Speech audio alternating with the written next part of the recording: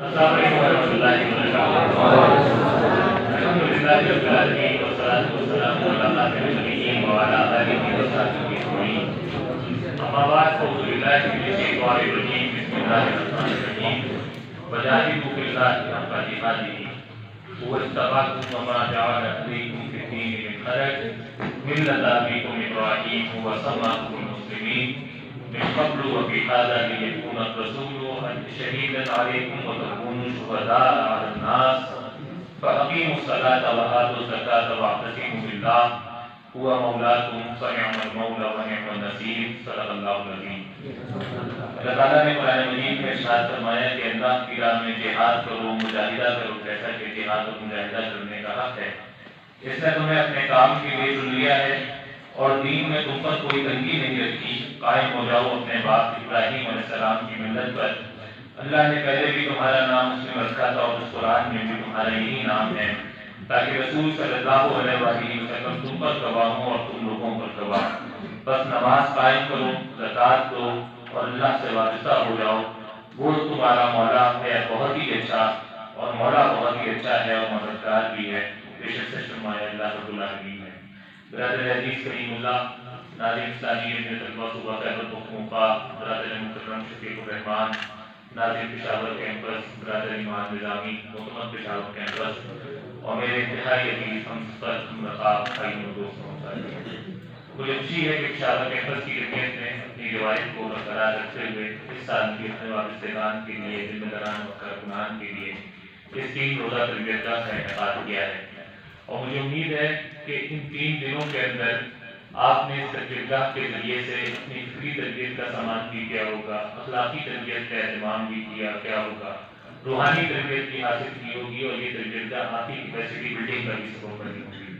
اور چونکہ آپ اپنے کمفرٹ زون سے نکل کر ایک الگ سے علاقے کے اندر آئے ہیں جہاں فطرت سے قریب ہیں، نیچر سے قریب ہیں، تو نیچر کے قریب ہو کر آپ نے اللہ رب العالمین کی قدرت کا بھی مشاہدہ کیا ہوگا، اس کائنات اور اس کائنات کے مقصد وجود کو بھی سمجھنے کی کوشش کی ہوگی، انسان اور اس کے مقصد تخلیق کو بھی سمجھنے کی کوشش کی ہوگی۔ یہ وہ بنیادی امور ہے کہ جو انسان اس کو سمجھ جائے کہ یہ کائنات کیا ہے اور اللہ رب العالمین نے اس کائنات کو کیوں قائم کیا ہے، یہ انسان کون ہے اور اللہ رب العالمین نے اس انسان کی کیوں تخلیق فرمائی ہے، تو ہمارے سامنے دنیا کا ایک ایسا ورلڈ ویو آتا ہے کہ جو ورلڈ ویو اس تحریک کو مقصود اور مطلوب ہے۔ میرے دوستوں اور ساتھیوں، دنیا کے اندر کوئی بھی انسان ایسا نہیں ہے کہ جو کسی تصور حیات سے وابستہ نہ ہو۔ کچھ بائی چوائس کسی تصور حیات کو اختیار کرتے ہیں اور کوئی بائی ڈیفالٹ کسی تصور حیات سے وابستہ ہو جاتا ہے۔ عملاً دنیا کے اندر 2 تصورات حیات موجود ہیں، ایک تصور حیات خدائی تصور حیات ہے، اور دوسرا تصور حیات خدا سے بیدار تصور حیات ہے۔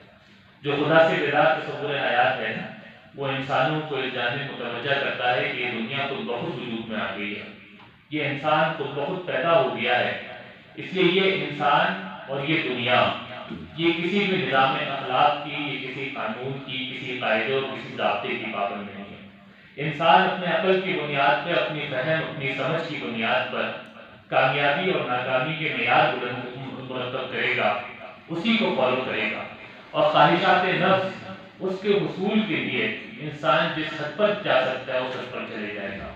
یہ تصور حیات انسان کو سوشل اینیمل بناتی ہے، سماجی حیوان بناتی ہے، اور دوسرا تصور حیات خدائی تصور حیات ہے، جو ہمیں یہ بات سمجھاتا ہے کہ اس دنیا کو بنانے والا ایک خالق ہے، اس انسان کو بھی پیدا کرنے والا ایک خالق ہے، وہ خالق بھی ہے، وہ مالک بھی ہے، وہ رازق بھی ہے۔ اس نے انسان کو دنیا میں پیدا کر کے چھوڑ نہیں دیا، اس کے لیے اس دنیا میں بے پناہ نعمتوں کا انتظام کیا، جو ہم چاروں طرف کے حالات کے اندر دیکھتے ہیں، جس نے انسان کو نعمتیں دے کر نہیں چھوڑ دیا، بلکہ اس نے اس انسان کی تربیت کے لیے، اس کے تزکیے کے لیے، دنیا میں زندگی گزارنے کا طریقہ سمجھانے کے لیے 1,24,000 برگزیدہ ترین بندے جن کو انبیاء علیہ السلام کہتے ہیں، ان کو مبعوث فرمایا کہ جنہوں نے انسانوں کی تربیت اور تزکیے کا کام کیا۔ اللہ رب العالمین نے وحی کے ذریعے سے، انبیاء علیہ السلام کے ذریعے سے انسانوں کو کامیابی اور ناکامی کا معیار اور پیمانہ سمجھایا، اور پھر اللہ رب العالمین نے انسانوں کو یہ بات بتائی کہ تمہیں مرنے کے بعد ختم نہیں ہو جانا ہے، فنا نہیں ہو جانا ہے، بلکہ اللہ رب العالمین کے حضور پیش ہونا ہے. اور یہ دنیا چونکہ دارالامتحان ہے تو یہاں کیے جانے والے ہر عمل کے لیے اللہ رب تبارک و تعالیٰ کے سامنے تم جواب دہ ہوگے. وہ ایک اخلاق کا، ایک ضابطے کا، ایک قاعدے کا اور ایک قانون کا پابند بناتا ہے. یہ تصور حیات انسان کو مخلوقات میں اشرف بناتا ہے، افضل بناتا ہے، بہتر بناتا ہے، برتر بناتا ہے. جس نے انسان کو اشرف المخلوق قرار دیا. اللہ تعالیٰ نے جتنی مخلوقات کو پیدا فرمایا ان ساری مخلوقات میں سب سے افضل اسی تصور حیات نے انسان کو بنایا ہے. میرے دوستوں اور ساتھیوں، میں نے آپ سے ابتدا میں کہا تھا کہ دنیا میں انسان کچھ ہوتے ہیں، کچھ انسانوں کے گروہ ہوتے ہیں، کچھ ریاستیں ہوتی ہیں، کچھ تنظیمیں ہوتی ہیں کہ جو کسی نہ کسی تصور حیات سے وابستہ ہوتی ہیں. کچھ لوگ ہوتے ہیں کہ جو تصور حیات کو جان کر پھر مانتے ہیں، پھر اختیار کرتے ہیں. اور کچھ لوگ ہوتے ہیں کہ جو اس تصور حیات کو بائی ڈیفالٹ، جس طرح میں مسلمان ہوں، میرا نام احمد ہے، عبداللہ ہے، عبدالرحمان ہے، میں لامحالہ اللہ رب العالمین کو مانتا ہوں لیکن اس کے اوپر عمل نہیں کرتا. میں جانتا ضرور ہوں لیکن مانتا نہیں ہوں، سنتا نہیں ہوں، اس کے اوپر عمل نہیں کرتا. اگر کوئی بائی ڈیفالٹ بھی تصور حیات سے وابستہ ہو تو اس کو چاہیے کہ اس تصور حیات کو سمجھے. یہ کون سا ورلڈ ویو ہے؟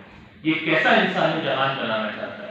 یہ پوری دنیا کی تعمیر کس سمت میں کرنا چاہتا ہے؟ اور یہ کس طرح انسان کو اشرف المخلوق بناتا ہے؟ میرے دوستوں اور ساتھیوں، پھر جب ہم اپنے دین کی، دین فطرت کی، دین اسلام کی بات کرتے ہیں تو اس میں بھی دو چیزیں آتی ہیں. دو قسم کے تصورات دین کے اندر موجود ہیں. پہلا تصور اس کو ہم بولتے ہیں کہ جامد تصور ہے، اسٹیٹک تصور ہے. اور اس کے اندر بھی دو انتہائیں ہیں.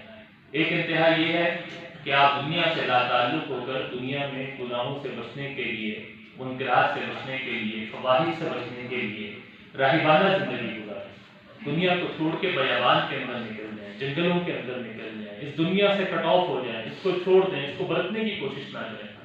اس میں دوسری انتہا یہ ہے کہ دنیا کے اندر جو کچھ ہو رہا ہے ہم اس کے مکلف نہیں ہیں. ہمارا کام یہ ہے کہ چند مراسم میں عبودیت کو ادا کر لیں. ہم نماز پڑھ لیں، ہم روزہ رکھ لیں، ہم حج رکھ کر لیں، ہم کوئی صدقہ دے دیں، ہم کچھ خیرات کر لیں. اس کے علاوہ اس سے بڑھ کر ہم پر کوئی ذمہ داری آئے نہیں ہوگی. یہ نہ اللہ رب العالمین کا حکم ہے، یہ نہ قرآن کا حکم ہے، یہ نہ نبی کریم صلی اللہ علیہ وسلم کی سیرت سے پتہ چلتا ہے. حضور نبی کریم صلی اللہ علیہ وسلم نے دنیا کے اندر بنیادی طور پہ دو کام کیے. پہلا کام کیا ریکنسٹرکشن آف دی سوسائٹی کا، اور دوسرا کام کیا کہ reconstruction of the world in the guidance of divine, in the light of divine guidance. کہ قرآن و سنت کی روشنی میں جہان کی تعمیر کا کام کیا. اور اللہ کے حضور صلی اللہ علیہ وسلم نے اس سماج، اس معاشرے کے آیا کا، اس کی تعمیر کا کام کیا. یہ جو اسٹیٹک تصور دین ہے، جامد تصور دین ہے، یہ انسان کو اس مقصد حیات سے دور لے جاتے ہیں جو حضور نبی کریم صلی اللہ علیہ وسلم نے اپنی سیرت اور اپنے اسوے کے ذریعے سے ہمیں بات کرتی. دوسرا حرکی تصور دین ہے، ڈائنامک تصور دین ہے. یہ وہ تصور دین ہے جو قرآن میں بتایا ہے. یہ وہ تصور دین ہے کہ جس کے اوپر نبی کریم صلی اللہ علیہ وسلم عامل تھے، عمل کرتے تھے. یہ وہ تصور دین ہے کہ جس کے اوپر صحابہ کرام رضوان اللہ علیہم اجمعین عمل پیرا تھے. یہ وہ تصور دین ہے کہ جس پر خلافت راشدہ قائم ہوئی تھی. یہ وہ تصور دین ہے کہ جس نے مسلمانوں کو بہتر اور برتر تہذیب اس دنیا کے اندر متعارف کرانے کی صلاحیت دی. یہ کون سا تصور ہے؟ یہ وہ تصور دین ہے کہ تعلیم خدائی تعلیم کے مطابق ہونی چاہیے، سماجیات کو اسلام کے مطابق مولڈ کرنا چاہیے، تفریح بھی اسلام کے احکامات کے پیش نظر رہنی چاہیے، سیاست بھی اسلامی اصولوں کے مطابق ہونی چاہیے، اور بین الاقوامی امور سے لے کر دنیا کے اندر ہونے والے معاہدے یہ سب کے سب اسلام کے مطابق ہونے چاہیے. یہ وہ تصور دین ہے کہ جو ایک بندے مومن کو ذمہ دار بناتا ہے کہ آپ اس دنیا کو جنت نما بنانے کی کوشش کریں. یہاں دنیا سے ظلم، ستم، استحصال، جبر اس کے خاتمے کی کوشش کریں اور دنیا میں عدل و انصاف کے قیام کی جدوجہد کریں. یہ وہ تصور دین ہے کہ جو انسانوں کو اس جانب متوجہ کرتا ہے کہ آپ نے اپنی انفرادی زندگی میں اور اپنی اجتماعی زندگی کے اندر قرآن و سنت کی تعلیم کے مطابق عمل کرنا. یہ دین فطرت اسلام یہ چند مذہبی رسومات کا نام نہیں ہے، یہ چند عبادات کو ادا کر دینے کا نام نہیں ہے، بلکہ یہ تو نظامی زندگی بن کر آئے. جب یہ نظامی زندگی بن کر نافذ ہوگا تب دین کی روح اس معاشرے کے اندر محسوس کی جا سکے گی, تب ہماری عبادات کے اندر کی اثر اور اس کی روح پیدا ہوگی اور زندہ ہوگی. اور اس کو سمجھنے کے لیے نبی کریم صلی اللہ علیہ وسلم کی وہ حدیث آتی ہے کہ اللہ کے حضور صلی اللہ علیہ وسلم کو ایک دفعہ امہات المومنین نے کہا کہ آج 3 بڑے برگزیدہ اور نیک بندے ہمارے گھروں میں آئے. اللہ کے حضور نے دریافت کیا ایسا کیا ہوا تھا؟ امہات المومنین نے کہا کہ 3 لوگ آئے تھے اور انہوں نے آپ کے اخلاق کے بارے میں ہم سے دریافت کیا اور پھر کہنے لگے کہ نبی کریم صلی اللہ علیہ وسلم ان کو تو جنت کی بشارت ہو چکی ہے, ان کا یہ عمل ہے تو ہمارا عمل تو اس سے بڑھ کر ہونا چاہیے. اور ان میں سے ایک بندہ یہ کہتا ہے کہ آج کے بعد سے میری کوئی تہجد کی نماز پڑھا نہیں ہوگی, میں روزانہ رات کو پوری رات کھڑے ہو کے نماز پڑھوں گا. دوسرا کہتا ہے کہ آج کے بعد سے کوئی دن ایسا نہیں ہوگا کہ جس میں روزے سے نہ ہوں. اور تیسرا یہ کہتا ہے کہ میں آج کے بعد سے یعنی میں شادی نہیں کروں گا, میں ان دنیاوی معاملات سے دور رہوں گا. نبی کریم صلی اللہ علیہ وسلم رحمی کا اظہار فرماتے ہیں, ناراضگی کا اظہار فرماتے ہیں, ان تینوں صحابہ کرام کو طلب کرتے ہیں اور کہتے ہیں کہ میں رات کو کبھی اٹھ کے نماز پڑھتا بھی ہوں, کبھی اٹھ کے نماز نہیں بھی پڑھتا. دوسرے سے کہتے ہیں کہ میں کبھی روزہ رکھتا بھی ہوں, کبھی روزہ نہیں بھی رکھتا. تیسرے سے کہتے ہیں کہ میں نے شادی بھی کی ہے اور ان کے حقوق بھی میں ادا کرتا ہوں. اس دنیا کے اندر رہ کر اس کو برت کر یہاں پر دین کو پریکٹیکلی نافذ کرنا, یہ بحیثیت مسلمان اور اسلامی جمعیت طلبہ کی کارکن کی حیثیت سے اور اسلامی تحریک سے وابستہ ہونے کی حیثیت سے ہماری ذمہ داری ہے. اس کے ساتھ میں آپ سے ایک بات کہنا چاہوں گا کہ جب ہم کسی اجتماعیت سے, کسی آرگنائزیشن سے, کسی گروہ سے وابستہ ہوتے ہیں, یہ تو ہو سکتا ہے کہ وابستگی کی بنیاد کچھ اور کی جائے, لیکن ظاہری بات ہے کہ اس اجتماعیت, اس آرگنائزیشن, اس گروہ کا کوئی نہ کوئی مقصد ہوگا, اس کی کوئی فکر ہوگی جس کی بنیاد پہ کہ جس مقصد کے حصول کے لیے وہ قائم کی گئی. اگر آپ اس آرگنائزیشن اور اس اجتماعیت کے مقصد اور اس کی فکر کو نہیں سمجھیں گے تو آپ کی اس اجتماعیت کے ساتھ وابستگی نہ آپ کے لیے سودمند اور مفید ہے, نہ اس اجتماعیت کے لیے سودمند اور مفید ہے. اسلامی جمعیت طلبہ جس اسلامی تحریک کا جز ہے, اس کا از اول تا آخر ایک ہی مقصد ہے, ایک ہی مشن ہے جو انبیاء علیہ السلام کا مشن تھا, اور اس کو اقامت دین کہتے ہیں, جو قرآن میں آیا کہ هو الذی ارسل رسولہ بالہدی ودین الحق لیظہرہ علی الدین کلہ وکفی باللہ شہیدا, کہ ہم نے اپنے نبی کو ہدایت اور دین حق کے ساتھ بھیجا تاکہ وہ اس دین کو تمام کے تمام ادیان کے اوپر غالب کر دیں, اور اس کی گواہی کے لیے اللہ رب العالمین کافی. جس دن اقامت دین کے اس مقصد, اس مشن, اس مضمون کو سمجھ جائیں گے تو آپ دیکھیے گا کہ ہماری پسند و قدر کے معیار, ہماری ترجیحات, ہمارے الٹیمیٹ گولز, ہمارے خواب, ہماری خواہشات, ہماری ترجیحات, ہماری آرزوئیں, ہماری تمنائیں, وہ سب کے سب الائن ہو جائیں گی اقامت دین کے مشن کے ساتھ. کیوں؟ اس لیے تاکہ یہ وہ کام ہے کہ جس کے لیے اللہ تبارک و تعالیٰ نے اپنے برگزیدہ ترین بندوں کو چنا. یہ وہ کام ہے کہ جس کے لیے اللہ تبارک و تعالیٰ نے اپنے انبیاء کی بعثت فرمائی. یہ کام اگر ہمارے ذریعے سے ہو جاتا ہے تو یہ ہماری کامیابی ہے, اور اس کام میں اگر ہم اپنے آپ کو نہیں کھپاتے تو یہ ہماری ناکامی ہے. حضور نبی کریم صلی اللہ علیہ وسلم نے ایک موقع پر ارشاد فرمایا کہ اسلام تو پہنچ کے رہے گا ہر کچے اور پکے گھر کے اندر, اگر یہ ہمارے ذریعے سے پہنچے گا تو ہماری کامیابی. اس میں تو بہرحال آئے جو اللہ کے حضور صلی اللہ علیہ وسلم ایک دفعہ گھر سے تشریف لائے, بال تھے کہ کٹے ہوئے تھے, پاؤں تھے کہ غبار آلود تھے. حضرت فاطمہ رضی اللہ تعالیٰ عنہ ان کے سر ہو رہی تھی اور آنکھوں سے آنسو دبا ہو جاتے ہیں. نبی کریم صلی اللہ علیہ وسلم کو احساس ہوتا ہے کہ فاطمہ رو رہی ہے, پلٹ کے پوچھتے ہیں کہ فاطمہ رو رہی کیوں؟ حضرت فاطمہ رضی اللہ تعالیٰ عنہ اپنے غم کا اظہار کرتی ہیں, اپنی تکلیف کا اظہار کرتی ہیں, باپ کو اس حالت میں دیکھتی ہیں. بیان کرنا مشکل ہوتا ہے لیکن جو الفاظ میسر ہوتے ہیں اس سے اظہار کرتی ہیں. نبی کریم صلی اللہ علیہ وسلم جواب دیتے ہیں کہ فاطمہ رونا کرو, یہ دین وہاں تک پہنچے گا جہاں پر سورج کی کرن پہنچے گی, اور یہ دین غالب ہو کے رہے گا, چاہے کوئی عزت کے ساتھ قبول کرے یا کوئی ذلت کے ساتھ قبول. بہرحال غلبہ اس دین کو دیا. اگر اس دین کے غلبے کے لیے میں اور آپ جدوجہد کریں گے تو یہ ہماری کامیابی ہے, اور دین کے غلبے کی جدوجہد میں ہم اپنے آپ کو اس طرح نہیں کھپائیں گے جس طرح اس کام کے لیے اپنے آپ کو کھپانے کا حق ہے, تو یہ ہماری ناکامی. یہ جو لفظ حق ہے, میں نے آپ کے سامنے قرآن مجید کی جس آیت کی تلاوت کی اس کے آغاز میں اللہ تبارک و تعالیٰ کہتا ہے کہ وجاہدوا فی اللہ حق جہاد، کہ جہاد کرو، مجاہدہ کرو، جدوجہد کرو، اپنے آپ کو اس راستے میں کماؤ، اپنے سرنڈر کر دو۔ جس طرح سرنڈر کرنے کا، جس طرح مجاہدہ کرنے کا، جس طرح جہاد کرنے کا حق ہے۔ قرآن میں جگہ ہے کہ یا ایھا الذین آمنوا اتقوا اللہ حق تقاتہ، اے لوگوں جو ایمان لائے ہو اللہ سے ڈرو جس طرح اللہ سے ڈرنے کا حق ہے۔ تو جب تک یہ دعوت، اس فکر، اس پیغام، اس کی ادائیگی کا ہم حق ادا نہیں کرتے، اس وقت تک ہماری اس کے ساتھ وابستگی مؤثر اور بھرپور نہیں ہوگی۔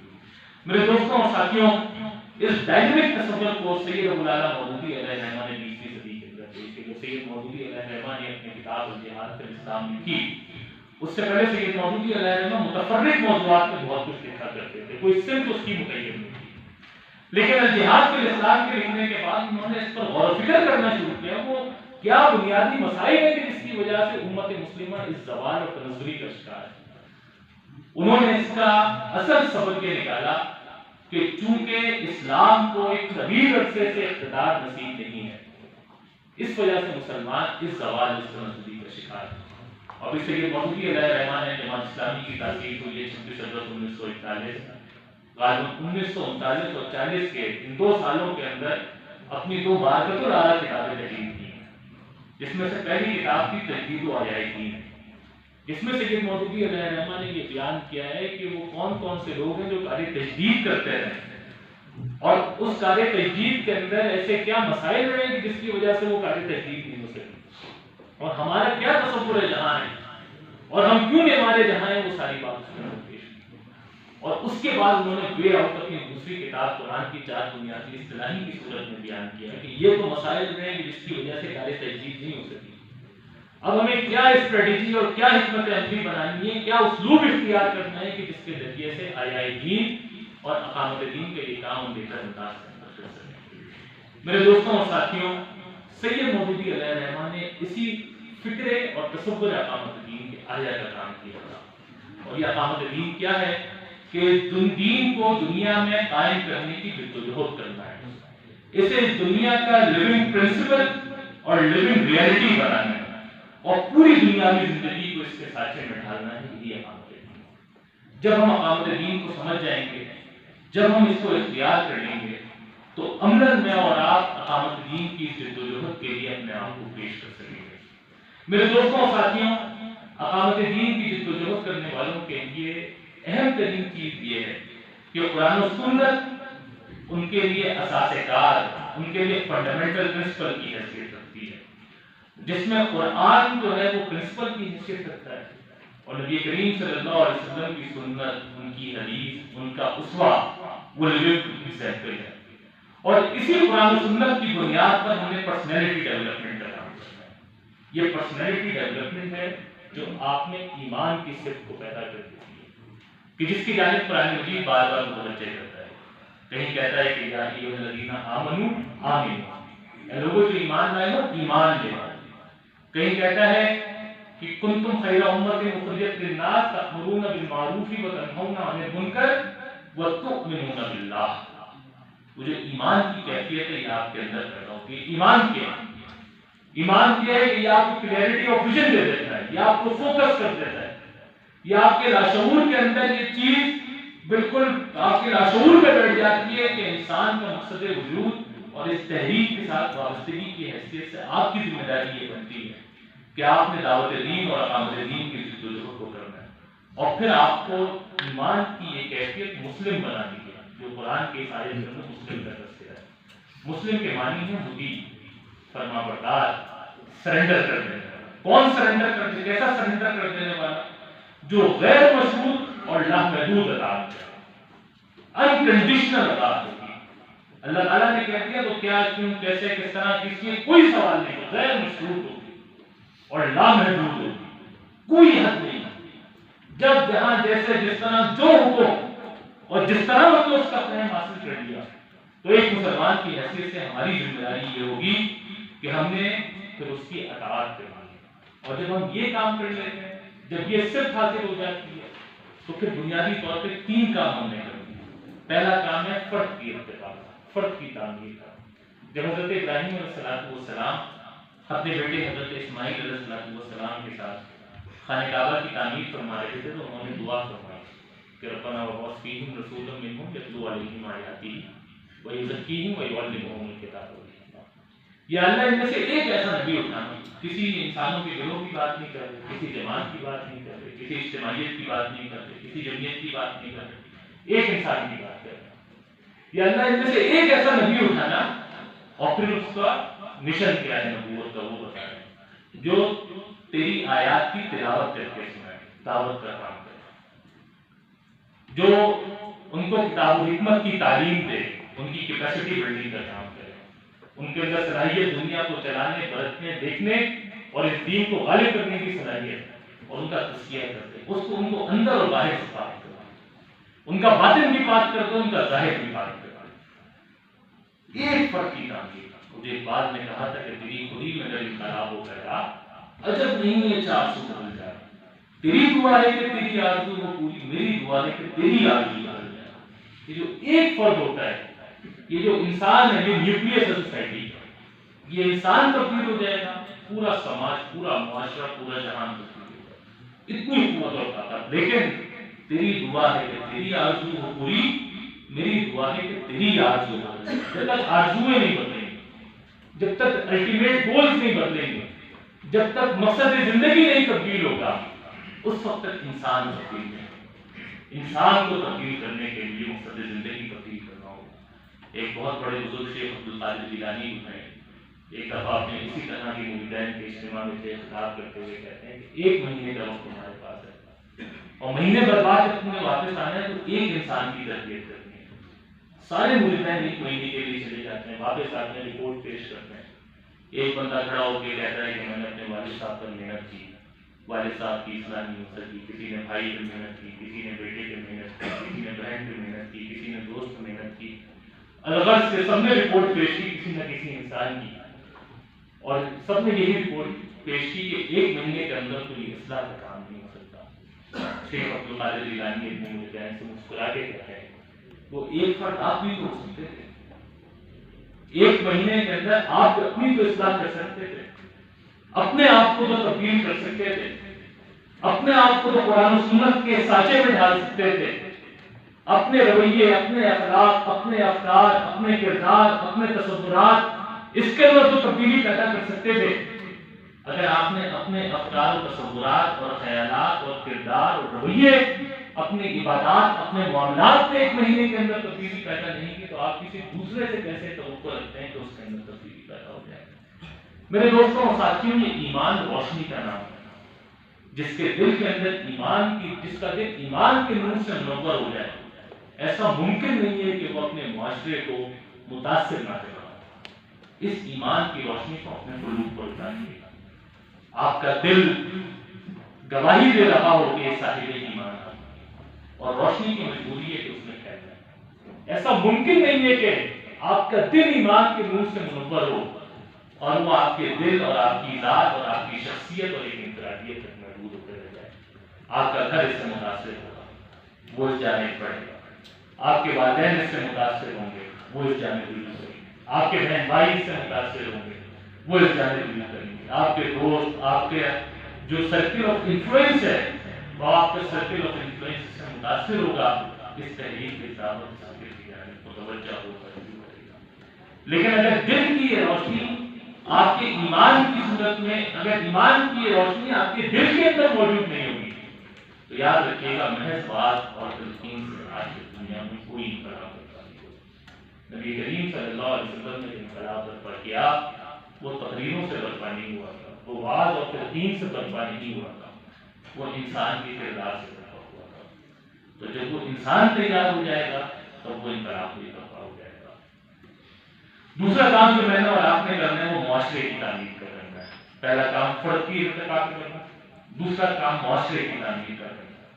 اور معاشرے کے اندر ایک بات ذہن میں رکھیے گا کہ بنیادی اکائی آپ کا گھر ہے. اگر آپ کے والدین، اگر آپ کے بھائی بہن، اگر آپ کے رشتے دار، اس کو تھوڑا اور دائرے وسیع کریں، آپ کا حلقہ احباب اس دعوت، اس تحریک اور اس دین سے دور ہے، بے مقصدیت کی زندگی گزارے. پھر اس سے سمجھ میں یہ آتا ہے کہ آپ اپنے سرکل آف انفلوئنس کے اندر اقامت دین کا یہ کام نہیں کر رہے۔ اگر آپ اپنے سرکل آف انفلوئنس میں اقامت دین کا یہ کام کریں گے تو آپ کے والدین، آپ کا گھر، آپ کا حلقہ احباب وہ بامقصد زندگی گزاریں گے، وہ اس دعوت سے، اس دین سے، اس تحریک سے اور اس فکر کے کوئی پائیں گے۔ اور جب اس طرح یہ دعوت اور اس یہ پیغام، یہ فکر آگے بڑھے گی تو اس سے معاشرے کی اصلاح کا کام ہو رہا ہوگا۔ اور تیسرا کام آپ نے کرنا ہے کہ تشکیل ریاست کے لیے مطلوبہ اوصاف ڈیولپ کرنا ہے۔